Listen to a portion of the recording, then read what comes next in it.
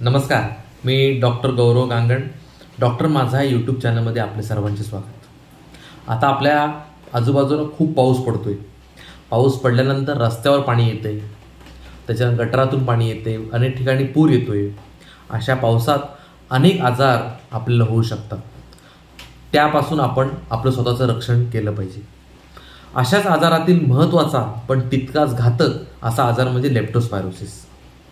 आता लेप्टोस्पायरोसिस म्हणजे काय, त्याची लक्षणं काय, त्यापासून आपलं कसं रक्षण झालं पाहिजे, ह्याबद्दलची माहिती आपण ह्या व्हिडिओमध्ये घेणार आहोत. आता बघा, आपण इतर आजूबाजूला कितीही पाऊस पडू दे, आपण नोकरीला जातो, आपण खरेदीला जातो, आपण मुलांना बाहेर आपल्या शाळेत सोडायला जातो.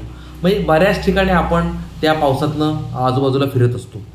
अशा वेळी त्या पाण्यातून जर आपल्यासारख्या उंदीर, घुशी, बकरी, आपली घरातील मांजर, अशा जर च्या लोकांची कुत्री, अशा लोकांचे मलमूत्र जर त्या पाण्यातून आलं आणि आपल्या पायाला जर एखादी जखम असेल तर त्या जखमेतून हा आजाराची जी बॅक्टेरियाज आहेत ते आपल्या शरीरात जाऊ शकतात आणि आपल्याला हा लेप्टोस्पायरोसिस आजार होऊ शकतो. आता ह्या लेप्टोस्पायरोसिस आजाराची कारणं काय? तर पहिलं कारण तर तुम्हाला सांगितलं की जे उंदीर, घुशी, इतर जे काही प्राणी आहेत त्यांच्या मलमूत्रातून हा जो बॅक्टेरिया आहे हा आपल्या शरीरात येऊ शकतो. दुसरी गोष्ट, हा आजार म्हणजे पर्सन टू पर्सन, म्हणजे व्यक्तीकडून व्यक्तीकडे हा पसरत नाही. तिसरं कारण, असं जे पाणी असतं ते त्याचा संपर्क जर आपल्या डोळ्याशी आला तरी देखील तिथून देखील आपल्याला हा आजार होऊ शकतो. प्लस असं पाणी जर आपण जर पिण्यामध्ये आलं तरी देखील हा आजार आपल्याला होऊ शकतो. आता ह्याची लक्षणं काय? तर साधारण 5 ते 15 दिवस ते अगदी 30 दिवसापर्यंत ह्या आजाराची लक्षणं जाणू शकतात. ह्या आजाराचे 2 प्रकार येतात, एक माइल्ड आणि एक सिव्हिअर.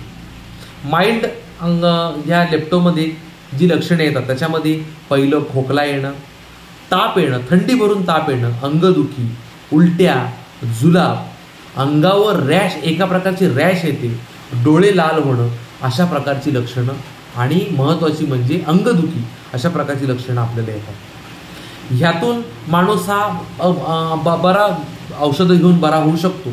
पण जर समजा या 10 दिवसाच्या वरती जर ही लक्षणं आली तर किडनी डिसीज, लिव्हर डिसीज आणि महत्त्वाचं म्हणजे मेंदूज्वर, म्हणजे मेंदूच्या ठिकाणी इन्फेक्शन होणं हे होऊ शकतं. आता ह्याचे निदान कसं करायचं? तर बाजारामध्ये, लॅबमध्ये लेप्टोचे किट मिळतात. PCR किटनुसार आपण त्याला डायग्नोसिस करू शकतो. काही रक्त तपासण्या आहेत, काही लघवी तपासण्याने आपण ह्याचे व्याधीचे लक्षणं तपासू शकतो. आता ह्यातून काळजी काय घेतली पाहिजे? तर पहिल्यांदी म्हणजे जिथे पाणी साठलेलं आहे अशा ठिकाणी जाणं टाळावं. आणि लक्षणं जर आली अशी काही आपल्याला दिसत आहेत तर त्वरित आपल्या डॉक्टरांना जाऊन भेटा.